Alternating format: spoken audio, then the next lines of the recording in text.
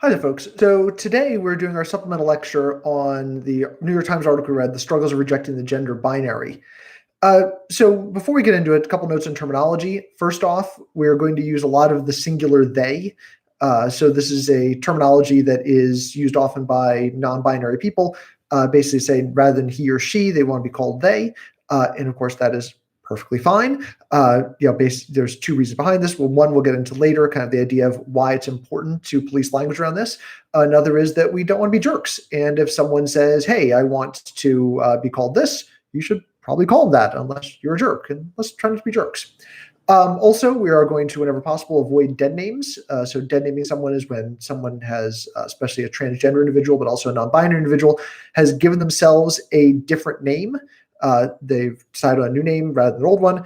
And if that's the case, we should call them by the name they want to be called by. I don't see it really as a political statement to do so. I think it is much more about trying not to be jerks. So the article that we read, The Struggles of Rejecting the Gender Binary, talks about a particular individual and the struggles they've had with trying to come out as non-binary, although I don't think that's a great term for it because it's tied so closely with homosexuality. But I think it's important to get some background, what all this means. So let's start with kind of the basics. So the article makes reference to a gender theorist named Judith Butler, who in the 1990s wrote a book called Gender Trouble. And I wouldn't ask you to read Judith Butler. I wouldn't ask anyone to read Judith Butler, honestly. It is a difficult read. So she's been actually kind of mocked a lot for the difficulty of her prose. It's hard to understand what she's trying to get. She's these long run-on sentences. They're very dense. And I think that's rewarding, right? If you can get through the sentences, it's good to read it. But it is very hard for people to get through those sentences. So I'm not going to ask you to read any Judith Butler. But I do want to get into Judith Butler's ideas. So let's start off with the distinction between sex and gender. So most of what we care about, most of what we attach social meaning to is gender, not sex. So when we talk about sex, we're talking about something that is closer to biology, though it's more complicated than just biology. We're talking about gender, we're talking about social roles.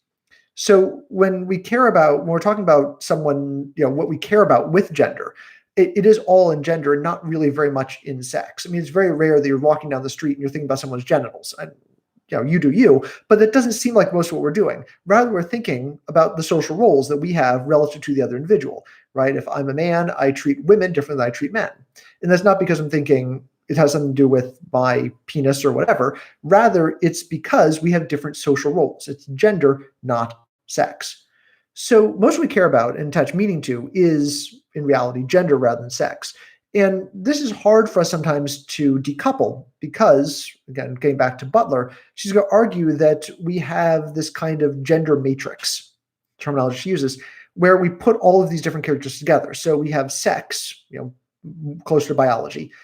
We have gender. We have all these different social roles, and we have attraction, and we put all those together. So we're saying men are supposed to be masculine. They dress a certain way. They act a certain way. They speak a certain way. They move a certain way. And they're also attracted to women. And so we've got all these things that work together as part of this gender matrix. And anything that breaks out of that represents a threat to the gender matrix. And society works to some extent to police that gender matrix to make sure people don't go too far off the reservation, don't go too far away from the societally accepted ways of expressing sex and gender. So when people are talking about Butler and Butler's work, they're talking about her as saying that gender is a performance. So gender is something that I and you and everyone does as a performance to ourselves and to others. That is, we have ways of saying, this is what my gender means. This is what masculinity means. This is what femininity means. And we behave in a way to express that. And we're expressing it not just to others, although that's a big part of it, but also to ourselves. We're saying to ourselves, oh, I have internalized, I have learned what it means to be a man, right? This is the way men talk. This is the way men speak. This is the way men move. And because as a man, I dress a certain way and I do certain things, and I speak a certain way and act a certain way, that is my performance of gender. And it's important to know, and this is one of the things Butler argues for, is that this is not intrinsic to sex, right? We make this connection between sex and gender, where we say that gender is part of sex, that they are inextricable. They're part of, again, what Butler calls the matrix, the gender matrix, but they're not. right? The meaning of gender over time has varied enormously. It varies enormously between cultures. It varies enormously within cultures over time.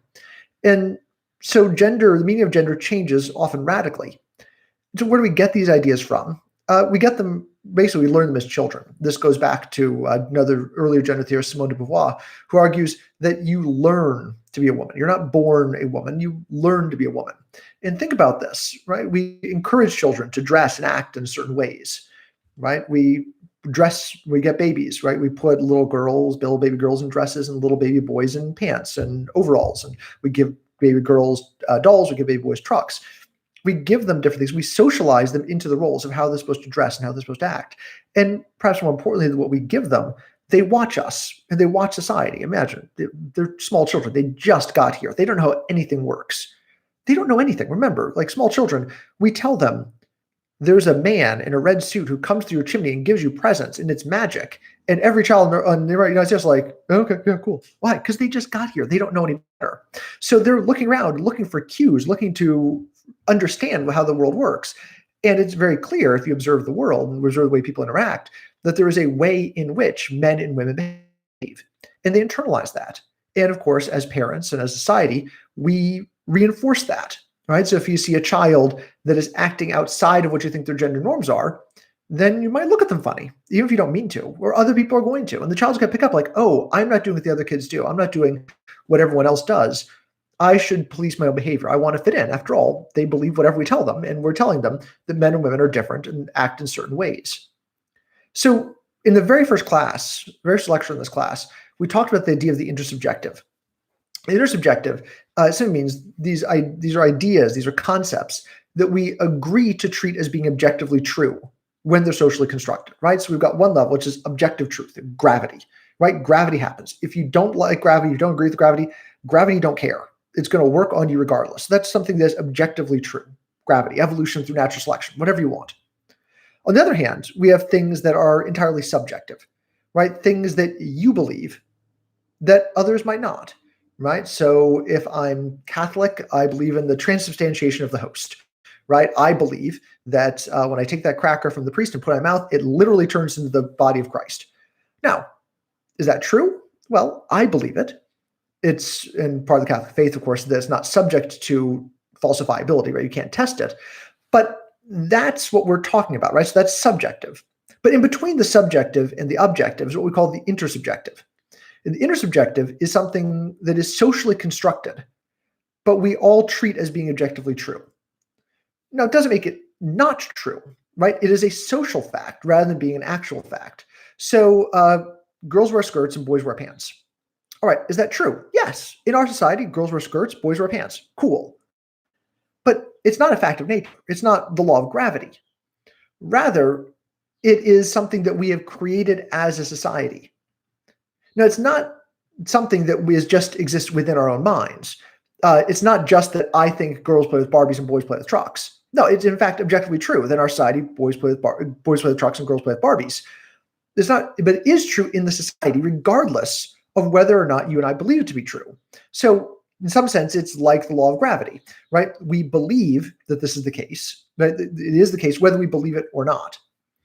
So when we're dealing with the intersubjective, when we act as if something is true, we make it true.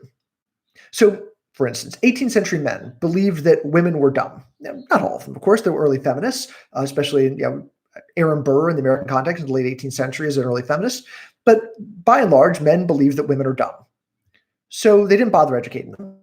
They didn't talk to them about any important subject. They didn't listen to their opinions about anything. They didn't have them read intellectually challenging books and let them into college, or they taught them to paint teacups and how to embroider. And so upper middle class women were taught to paint teacups and embroider. They weren't very well educated necessarily in things that would be intellectually stimulating or challenging. So the result of this is that a lot of those women were dumb.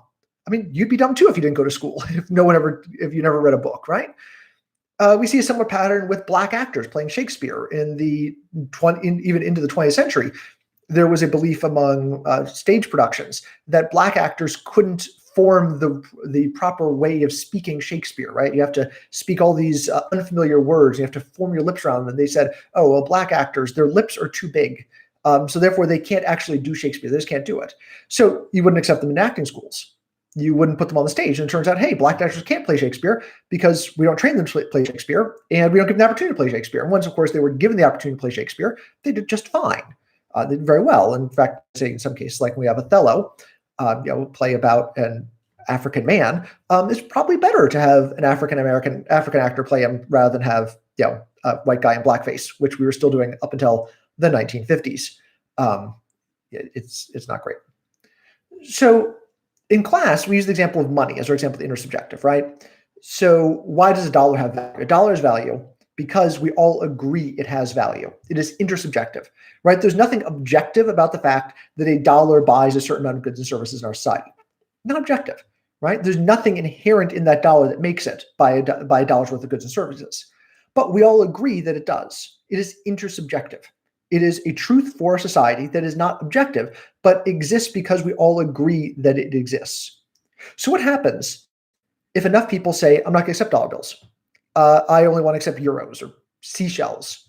So if enough people agree that dollar bills don't have value anymore, well, whether you agree with that or not, it doesn't matter. Because if enough stores say, no, we only accept euros, what are you going to do? Well, you're going to start carrying around euros or seashells or whatever because you have to buy stuff from that store. If enough people within a society start behaving a certain way, start rejecting the intersubjective, in this case by saying that dollars don't have value, it becomes true for the entire society. That is, if enough people say, no, dollars don't have value, then we all start carrying around seashells or euros, and we're paying with that. And now guess what? Dollars no longer have value because we've all agreed that they don't. What we're talking about here is basically the same thing happening for gender identity, for the gender matrix that Judith Butler talks about. So we treat gender as being a binary, as something that exists in two categories: male, female, man, woman, masculine, feminine. Implied in all this, Butler's going to argue, is heterosexuality. And that's all intersubjectively true. But it's also subject to change, just like dollars, if enough people agree to reject it. So when Jaden Smith, I think they mentioned in the article, or Billy Porter, wear dresses and fashion shoots or on the red carpet. Billy Porter famously wore a tuxedo ball gown that Kristen Sierra designed. When they wear dresses, like celebrities wear dresses, male celebrities wear dresses, it's weird and it's challenging. But I wonder what happens if lots of men start wearing dresses. Well, it stops being weird and challenging and starts being acceptable, right? And you've, to some extent, changed the intersubjective. So why are we seeing this discussion happening now? Why are we seeing the intersubjective, this what Butler calls the gender matrix, starting to break down at this point in history in American society? I think it has a lot to do with the acceptance of homosexuality. So the gender constructs we had, the gender matrix we had in our society for a long time, included opposite sex attraction, right? Men are masculine and they look a certain way and they dress a certain way and they speak a certain way and they move a certain way, and they act a certain way, and they're attracted to women.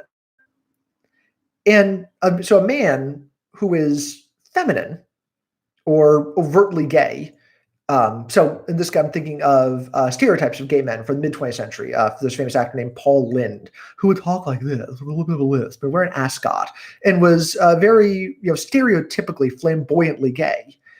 And someone like Paul Lynde doesn't necessarily represent much of a challenge to this gender matrix, right? They kind of act like women, and they kind of dress like women, and they're attracted to men. So it's like, oh, we're just going to slot them over in the other box, right? Now the gender matrix for men, we're going to put them in the gender matrix for women.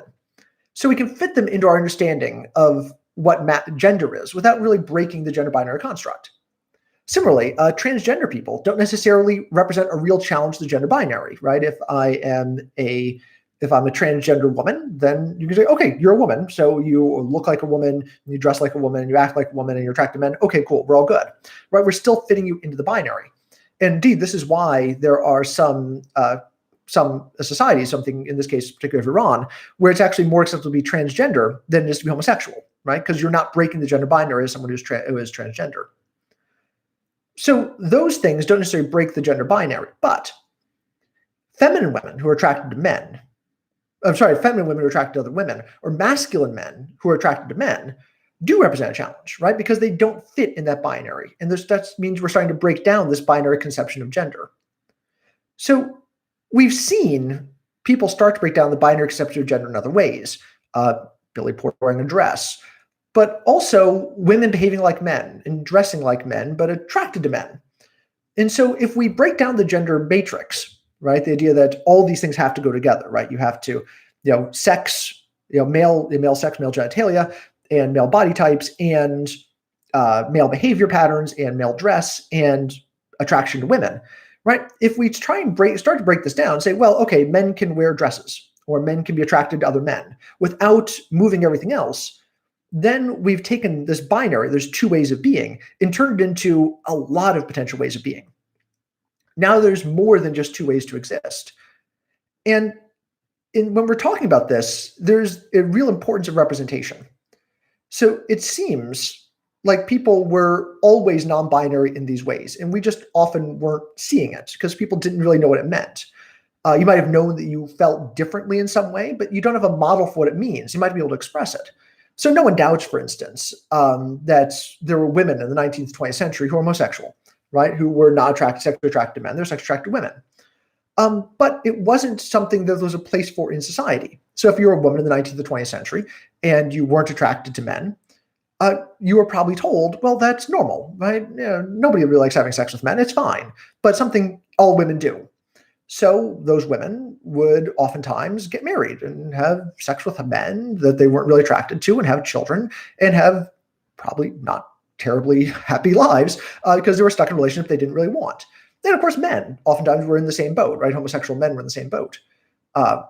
So it was normalized, right? We found a way to try and fit people into this gender binary. And if you didn't quite fit in, you're told, regardless of discomfort, there's no other way to be. So once we start seeing these other ways of being, right, there are people who are non-binary on television or on the red carpet or whatever, that opens up a new ability to say, oh, I'm like that, right? That's the way I feel. And so I can look at that and find that representation. And that's if I have the external way of seeing what I'm trying to be, it's easier to get there. So the argument I'm trying to make here is that the initial breakdown of the gender binary, right? And I'd say in the American culture, the initial breakdown of the gender binary really is homosexuality, right? The acceptance of homosexuality. So that breaks down the gender binary because now you don't have to be, you can be a man who's very masculine, but likes having sex with guys. And there's nothing feminine about that necessarily, right? So you can be like that, or you can be a feminine woman who likes having sex with women. So we've broken down one part of the gender binary. And once you do that, people start to pick at the other parts. Well, okay, if I don't have to follow all the parts of this gender matrix, if I can pick and choose which ones, well, I'm going to pick and choose a different one. I'm going to choose this one or this one or this one. And we get all these different combinations of what it means to be masculine or what it means to be feminine, what it means to be male, what it means to be female. And those distinctions, that there's one way to be male and one way to be female, start to break down. They disappear. And the initial breakdown of the gender binary, therefore, leads to more breakdowns. And we get this sort of positive feedback loop. And we've seen this positive feedback loop in other areas of gender in our culture, especially with acceptance of homosexuality. So in the 1990s, it became more acceptable in our society to be homosexual. Not a lot, but in the early 90s, people started to come out, oftentimes as a response to the AIDS crisis, and say, oh, I'm homosexual. They accepted I'm gay. We had gay pride parades where people would come out and say, hey, I'm gay. And not a lot of people at first did it, but what happened was then their relatives and their friends said, oh, I know someone who's gay. And the leading predictor of accepting homosexual people, of accepting gay people, is knowing someone who's homosexual, right? So when they say, oh, homosexual is bad and evil, I don't like them. But if you've got an aunt who's homosexual, you go, oh, well, yeah, she's not bad. She's not evil. She's not hurting anybody. So I'm more accepting now because I know someone. And that greater level of acceptance led to more people saying, oh, now I feel comfortable coming out of the closet. I feel comfortable telling people I'm gay. And that, of course, led to more people coming out of the closet saying they were gay, led to more acceptance, led to more people coming out of the closet, until it gets to the point where homosexuality is largely accepted by society. Positive feedback loop. So it seems like we're on a similar trajectory with gender non-binary, right? People coming out and saying, I'm gender non-binary. Society going, oh, well, so then more people know someone who's gender non-binary, so we're more accepting of it, right? It seems like we may be moving towards a sort of positive feedback loop of representation. And this all sounds great, but I think when we treat this as being this kind of large-scale social movement, we are missing out a little bit on what's going on the inside. And that's one of the reasons I like this article, is because it really is dealing with what goes on for people who are inside of this feedback loop. because this sort of societal transition is really difficult for people on the inside of it. Right? When we're challenging these intersubjective understandings of gender, we're not challenging just society's views of gender, though you are, but rather intersubjective doesn't exist, is imposed by society, but also is imposed by society because it is within us. It is our own understanding of our own gender that drives the intersubjective understanding, societal understanding of what gender is. So gender is something that we do, right? And the society tells us how to do, but we internalize it and we reproduce that. And so when someone's breaking down the gender binary, they're breaking it down not just in society, they're breaking it down within themselves. And as Butler says, gender is a performance. We're performing not just to others, but also to ourselves. We define ourselves in terms of our gender, in terms of masculinity and femininity, and the way we move and the way we speak and all this. And because of all that, if we are breaking down the gender matrix, breaking down the gender binary for ourselves, we have to reevaluate everything we're doing. And that's incredibly difficult for people. So in a world, I want you to imagine a world where everyone is totally cool and totally accepting of whatever, right? And we're not necessarily in that world, but hey, we're in a very cosmopolitan area of northern New Jersey, right? This isn't South Jersey. This isn't the non-existent Central Jersey. This isn't North Carolina as in the article. So imagine people are pretty cool with it. People you say, oh, I want to be addressed as them. Okay, cool, whatever. We don't care. So if we're in a society where everyone is totally cool with it, then we can still imagine that rejecting the construction of gender you've had your whole life would be very traumatic, right? You have to reevaluate everything about yourself, everything about the way you understand yourself and your relationship to the society around you. Remember, as I said, men treat other men differently than treat women. So when you define yourself as a man, you define yourself in relation to society and to everybody else that you see, down to the way you move and the way you speak. Everything about yourself is built on this gender binary. And then we say, oh, no, we're not doing that anymore. So even if everyone else was totally cool with it, we can still imagine it would be traumatic for you individually to totally reshape your identity, to totally reshape how you relate to the world. So even in the best circumstances, we expect it to be traumatic. But we don't live in a world with the best circumstances. And of course, many people who actually are gender non-binary don't live in that world, that ideal world. And so people who are struggling with gender are oftentimes also struggling with family and friends and society that rejects this new conception of gender that they have. And we see that throughout the article, right? So Salem's father tells them they should just have sex with a woman and then they'll snap them out of it, right? So what's going on? They're trying to reestablish the gender matrix, right? Part of the gender matrix is, oh, you've got male genitalia. And so therefore, if we just put you this other part, homosexuality, well, then you're going to be good, right? So then you'll go back to the entire gender matrix, back in the gender matrix, back in the binary conception. Salem himself puts out all sorts of homophobic and transphobic comments to their friends in the run to admitting their non-binary identity, where they talk, while playing Call of Duty or whatever, about how much I'm going to use words that I wouldn't use, all sorts of homophobic and transphobic comments to the friends is a way of saying rejecting as strongly as possible any sort of non-binary identity. The struggle isn't just with society, but rather with the self, because the intersubjective isn't something that's imposed by society, it's something that exists within us, right? It's not subjective. You can't just stop believing in it because the rest of society still believes in it. And the rest of society is still going to push back and insist that it is correct.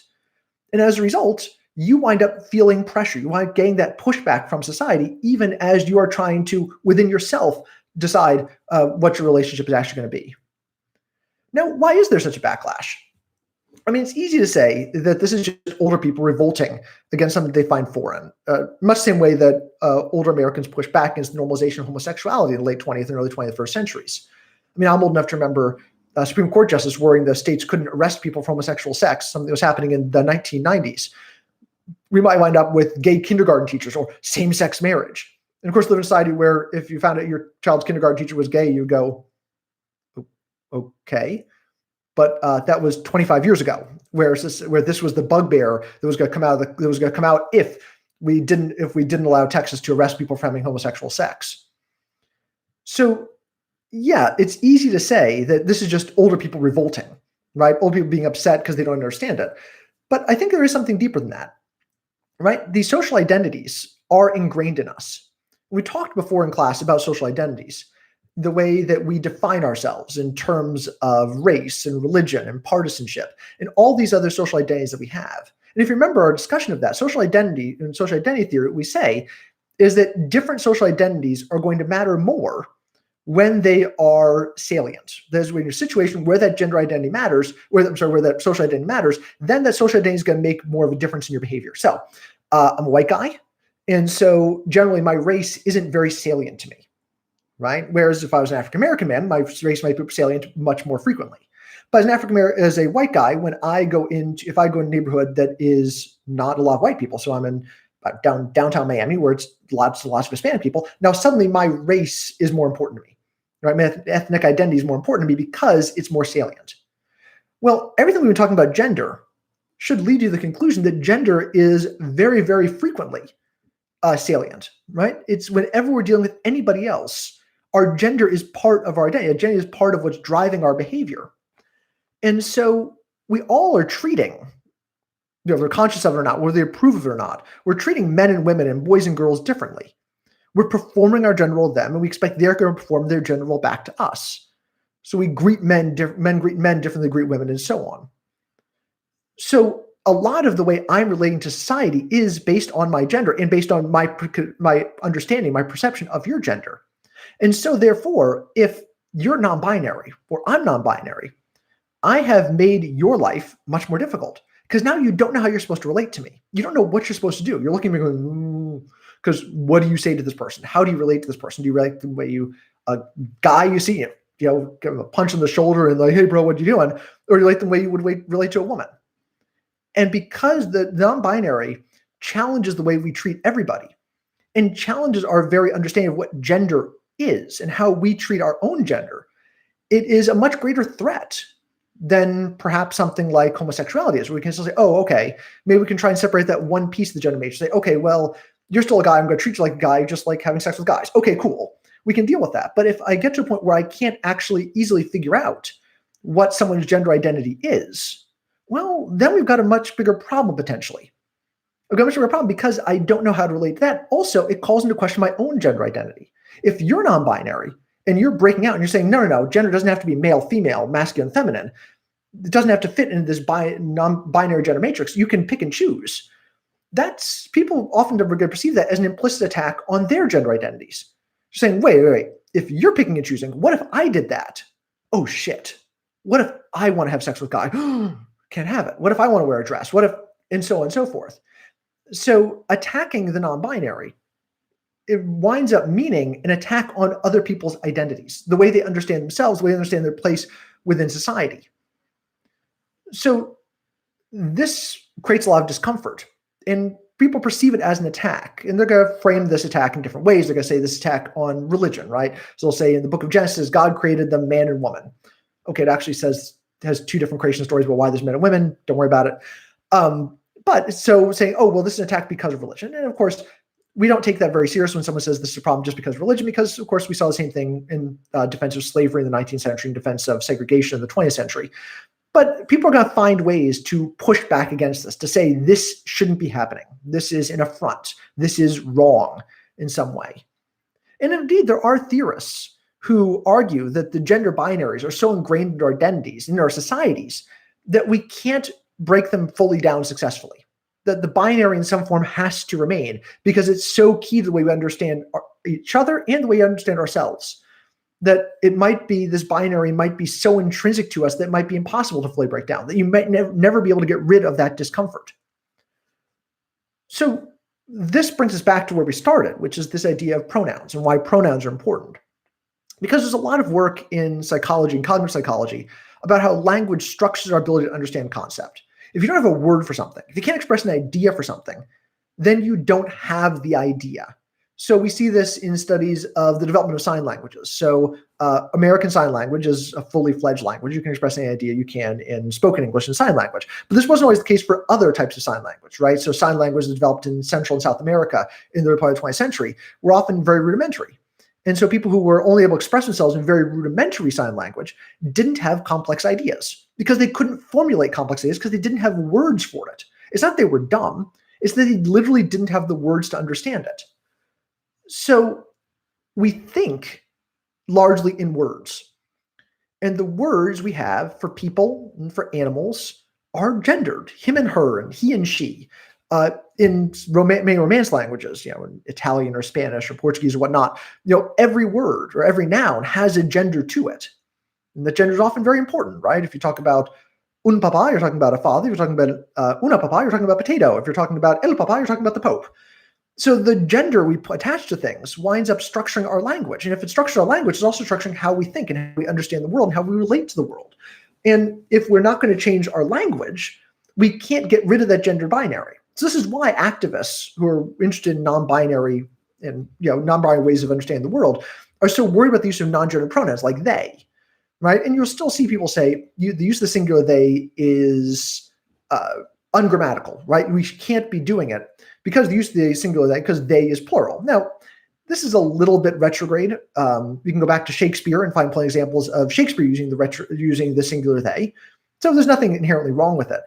But it is a departure, right? And it is in language challenging a non-binary. So it's not something that people are going to do at all lightly. And the thought of activists is if you can break down the language binary, we may be able to eventually break down binaries more fully. So is that happening? Well, yes and no. So there's been tremendous movement in creating a world that's more open to gender non-binary people.